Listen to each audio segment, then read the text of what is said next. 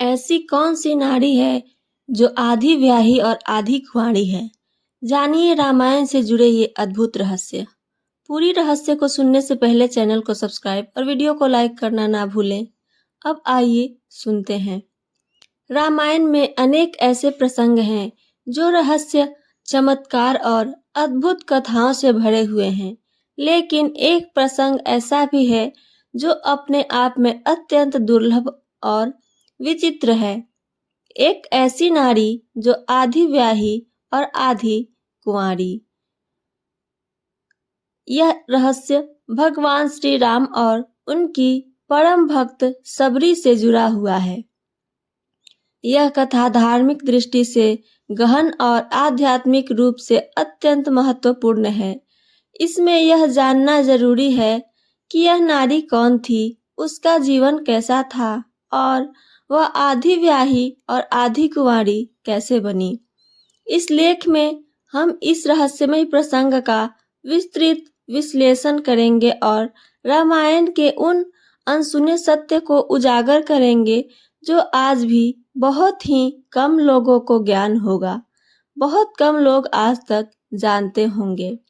आइए जानते हैं यह नारी कौन थी।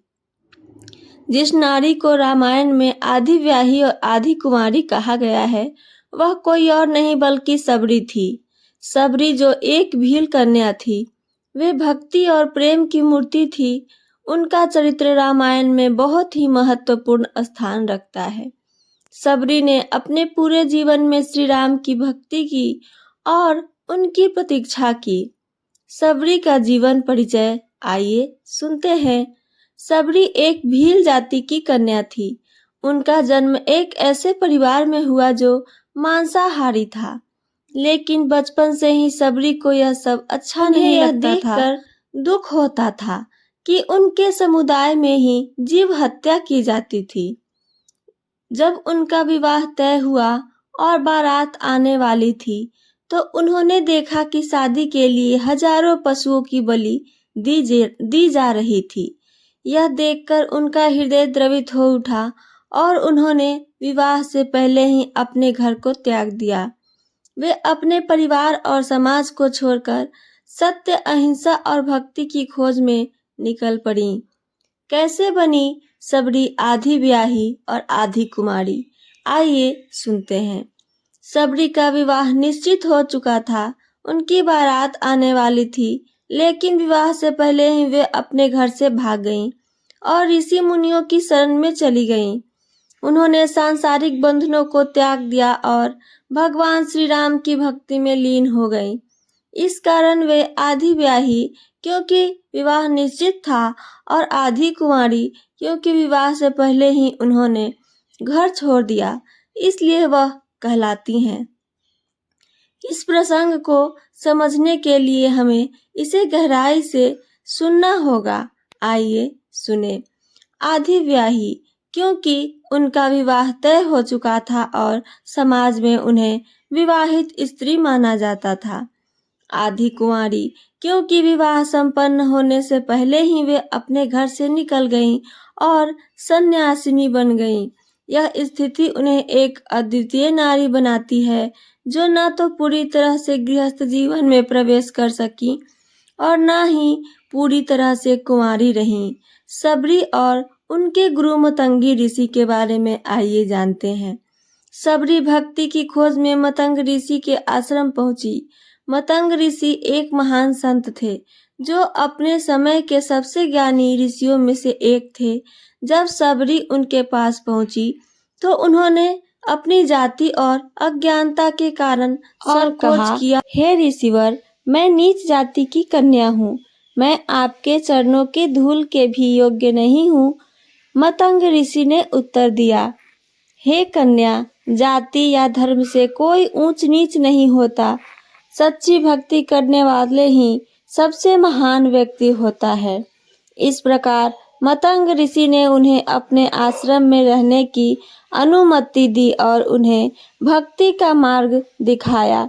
सबरी ने संपूर्ण जीवन भगवान श्री राम की प्रतीक्षा में बिता दिए। श्री राम और सबरी का मिलन की कथा आइए जानते हैं। जब भगवान श्री राम सीता माता की खोज में वन वन भटक रहे थे, मतंग ऋषि के आश्रम में पहुँचे, जहाँ सबरी ने उनका स्वागत किया। उन्होंने श्री राम को अपने जूठे बेर खिलाए।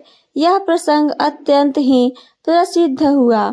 सबरी ने श्री राम को प्रेम से बेर खिलाए और श्री राम ने प्रेम पूर्वक उन्हें स्वीकार किया। उन्होंने सबरी से कहा, भक्ति सबसे ऊंचा धर्म है। जो सच्चे मन से मुझे प्रेम करता है वही मुझे प्रिय है। इसके बाद भगवान श्री राम ने सबरी को मोक्ष प्रदान किया और वे परम धाम को चली गई। आधी ब्याही और आधी कुंवारी होने का आध्यात्मिक अर्थ आइए समझते हैं। आध्यात्मिक विवाह। सबरी ने सांसारिक विवाह को छोड़कर भगवान श्री राम से आध्यात्मिक विवाह किया। उन्होंने अपना जीवन ईश्वर को समर्पित कर दिया था। कर्म और मोक्ष के बीच संतुलन। वे गृहस्थ जीवन का त्याग कर भक्ति की मार्ग पर चल पड़ी थीं, लेकिन संसार से पूरी तरह विमुख भी नहीं हुई थीं। श्री राम की प्रतीक्षा का प्रतीक। उनका जीवन यह दर्शाता है कि जब कोई मनुष्य ईश्वर की सच्ची मन से भक्ति करता है तो वह उसे अवश्य ही प्राप्त होते हैं। निष्कर्ष जानिए। रामायण की यह कथा हमें सिखाती है कि भक्ति के मार्ग में न तो जाति और न ही कोई बाधा है, न ही जन्म का बंधन। सबरी ने अपने जीवन में दिखाया कि सच्ची भक्ति और प्रेम से भगवान को प्राप्त किया जा सकता है। वे एक अद्भुत नारी थी जो आधी ब्याही और आधी कुंवारी थी। उनका जीवन त्याग, प्रेम और भक्ति का प्रतीक था। तो ये थी मेरी आज की कहानी और इससे जुड़ी जानकारी। मेरी कहानी पसंद आई हो तो चैनल को सब्सक्राइब और वीडियो को लाइक करना ना भूलें। साथ साथ अपना कमेंट करके ज़रूर बताएं। सुनने के लिए धन्यवाद। जय श्री राम।